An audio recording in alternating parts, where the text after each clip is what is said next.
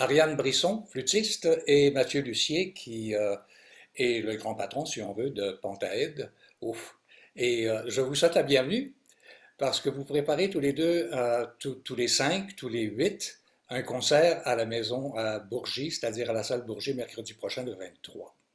Alors, d'abord, Mathieu, heureux de te retrouver. Et puis, Ça, bon, moi j'ai l'impression que ça va être festif cette soirée. Est-ce que j'ai tort ou j'ai raison? ben, je ne sais pas ce qu'Ariane en pense.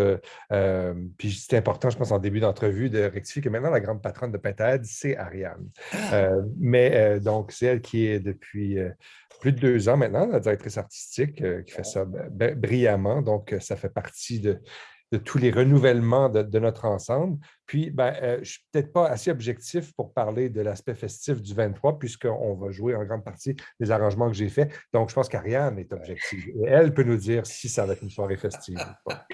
Mais oui, Mathieu, en fait, merci. Ça va être une très belle soirée. C'est sûr que ça va être très festif. C'est toujours un plaisir de faire des concerts de Pentahed. On est non seulement des collègues, mais des très grands amis à l'extérieur de la scène. Puis, c'est encore plus festif quand on amène des gens avec nous. Donc, effectivement, on va être 8 musiciens avec Valérie Milot à la harpe, Jean-Willy Kunz Ouais. à l'orgue et Étienne Lafrance à la contrebasse. Comme Mathieu le mentionnait, c'est des arrangements originaux de Mathieu, d'œuvres de Franck. Donc, il y aura le prélude des fugues pour harpe et quintette, puis ensuite, on va avoir aussi la grandiose symphonie en ré mineur de Franck. Et c'est en fait, c'est d'autant plus un grand plaisir et c'est toujours très festif quand on vient faire des concerts à la salle Bourgie. Alors, on est honoré d'avoir encore une fois une invitation de la salle Bourgie pour ce festival brûlant. Moi, j'essaie toujours de m'imaginer la réaction du compositeur, tu sais, même si, il n'est pas là depuis un long moment, devant une telle proposition. C'est-à-dire que Pentahed, ce sont des vents. Donc, il faut adapter, il faut bon, faire les arrangements comme Mathieu l'a fait pour ce concert-ci, mais il a arrangé les ordres pour que ce soit effectivement possible pour tous de jouer. Euh, Parlons un petit peu des autres membres du groupe. Il y a effectivement une clarinette, Martin Carpentier, il y a Élise Poulain qui est au bois, euh, Louis-Philippe Marsollet qui est le corps solo, si on veut, de l'orchestre métropolitain. Donc, des grandes pointures, là. Euh, Oui, bien, ça prend ça, Winston, pour que le quintet fonctionne, parce que on le dit souvent dans nos concerts, le quintet avant, c'est un drôle d'animal, hein. C'est des 5 instruments qui fonctionnent de façon assez différente. Donc, pour que ça fonctionne, il faut passer par-dessus comme l'étape numéro 1, qui est bien moins évidente qu'on pense, c'est-à-dire être capable de commencer ensemble un son avec une justesse et une beauté ouais. sonore. Parce que la clarinette, le corps, le basson, la flûte, ça ne fonctionne pas du tout de la même façon pour émettre le son. Donc, contrairement à un quatuor à cordes où tout le monde commence avec un archet, ben, c'est la difficulté du quintet avant. Donc, cette amitié-là dont Ariane parle, elle est super importante pour nous parce qu'il faut, pour pouvoir avoir le plaisir de se rendre à parler de musique, de faire de la musique ensemble, il faut que toutes les premières étapes aient un peu de soi.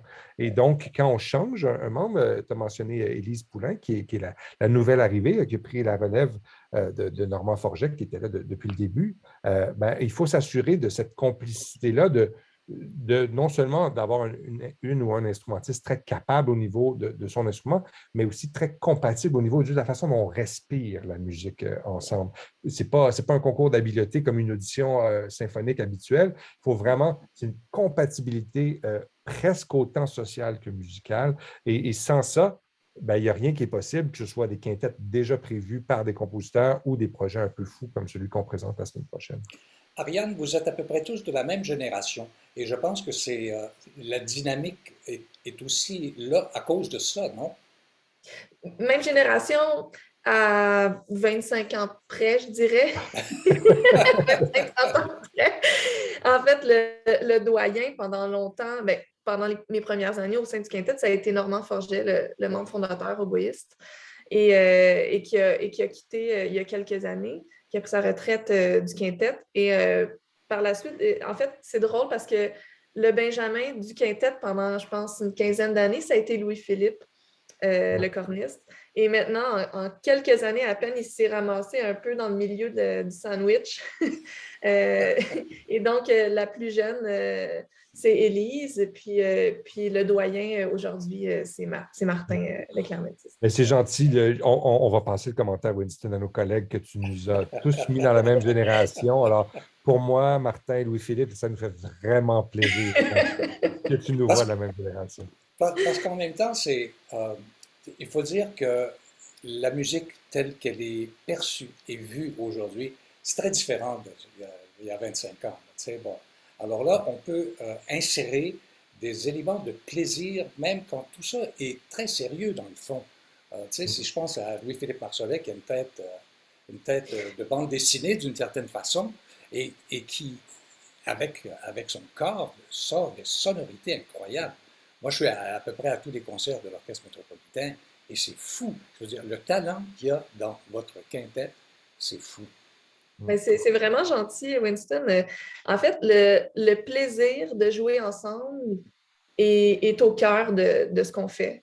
Si on n'a pas de plaisir à jouer ensemble, ça ne marche pas, comme Mathieu le disait tantôt. Puis il faut toujours que d'une façon ou d'une autre, même quand on fait de la musique qui peut être très, très sérieuse, très demandante au niveau, par exemple, émotionnel, très profonde, il faut que le processus en répétition soit détendu, soit agréable, puis ça passe énormément par l'humour, beaucoup par l'autodérision. Puis comme on se connaît beaucoup et qu'il y a certains membres du quintet qui sont très proches, presque des âmes sœurs, là, je pense à Mathieu et Martin, qui se connaissent depuis plus de 20 ans, ben, ça rend la chose extrêmement, agréable. Puis il y a beaucoup de situations, tu sais, Pantaed est plus vieux que certains membres du groupe. Pantaed a 36-37 ans, je pense.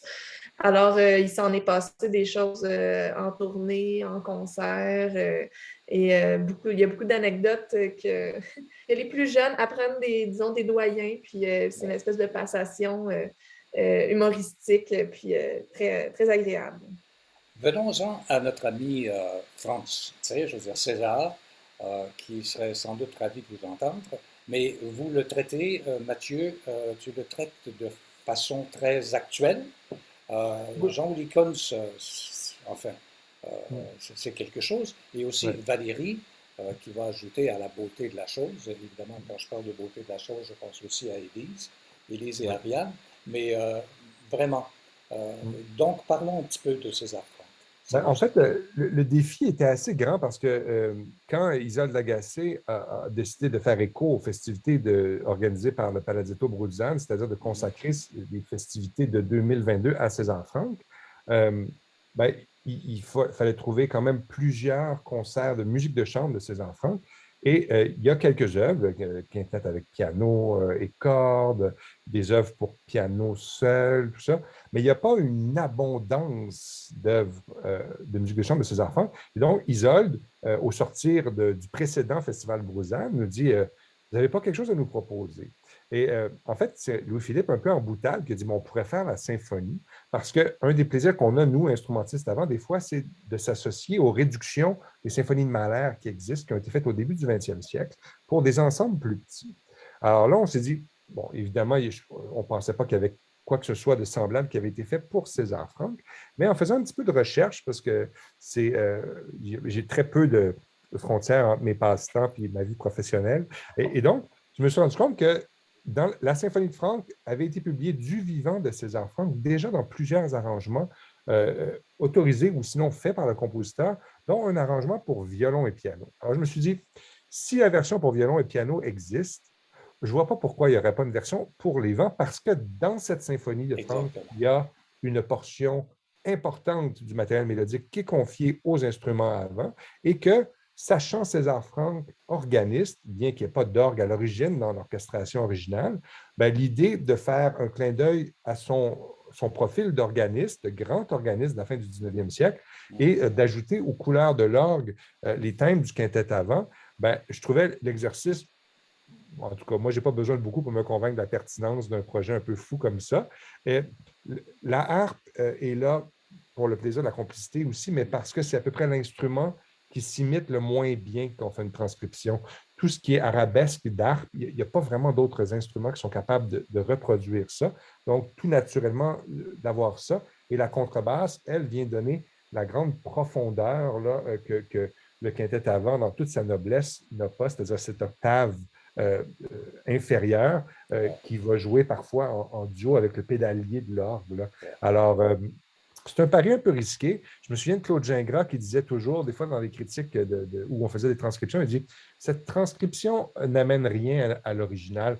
Et c'est tellement pas ça le but de la chose. Le but de l'arrangement, comme Ariane fait beaucoup d'arrangements aussi dans sa carrière solo, le but, c'est pas de présenter quelque chose de mieux.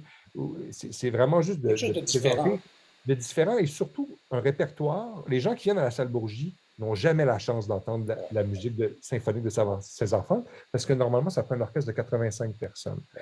Alors là, c'est de se dire, offrons-nous le plaisir dans une salle intime, une proximité avec les musiciens, d'aller entendre ce répertoire-là. Avec des couleurs que les gens vont reconnaître. Pour ceux qui connaissent la symphonie, ils vont reconnaître certains passages. Puis d'autres choses, voir comment, avec nos alliages sonores, on est capable de proposer des propositions alternatives différentes. Mais il y a moyen de s'amuser aussi à titre d'arrangeur dans tout ça. Et je pense à Ariane, la musique classique a longtemps été réfractaire à s'amuser avec la musique classique. Oui, puis c'est drôle parce qu'on dirait qu'en tant que musicien classique, des fois, on a un peu peur de se lancer dans cette démarche-là en se disant la musique de, je ne sais pas, Bach, Beethoven, Mozart, on ne peut pas changer une note, on ne peut pas toucher à ça, et pourtant, ils l'ont fait eux-mêmes. Et je pense, pendant que Mathieu parlait, je pensais aux symphonies de Beethoven qui ont été arrangées pour musique de chambre par des contemporains de Beethoven à cette époque. Alors, c'est quand même fou de se dire que 150 ans, 200, 300 ans plus tard, on a l'impression qu'on n'a plus le droit de toucher à ça. Et pourtant, ça se fait dans d'autres styles de musique. Je pense à des covers en musique pop. Ça se fait tellement. Et le but, c'est pas nécessairement de se dire avec un arrangement, avec une transcription, un cover, on va améliorer l'œuvre originale. C'est juste de proposer quelque chose de différent. Ça permet de mettre en perspective un peu l'œuvre originale. Ça nous fait découvrir l'œuvre d'une autre façon. Des fois, c'est pour des raisons purement techniques. Amener un grand orchestre qui va jouer la symphonie de Franck à la salle Bourgie, c'est pas possible. Mais amener un quintet avec harpe, orgue et contrebasse, ça, c'est possible. Des fois, c'est pour des raisons purement amicales, juste pour le plaisir on a envie de jouer avec telle personne. Ah ben, on va s'arranger pour faire une transcription avec l'instrument de cette personne-là. Fait que des fois, c'est aussi pour ça. Alors, Pentaède plus 3, mercredi prochain, on s'amuse avec Franck, le César. Et moi, j'invite les gens à aller faire un tour. Il y a des billets disponibles sur le site de la salle Bourgie. Et Ariane Brisson, merci beaucoup pour ta présence. Merci. Mathieu, c'est toujours un plaisir. Et on se retrouve très bientôt. Merci beaucoup. Merci, Winston. À bientôt.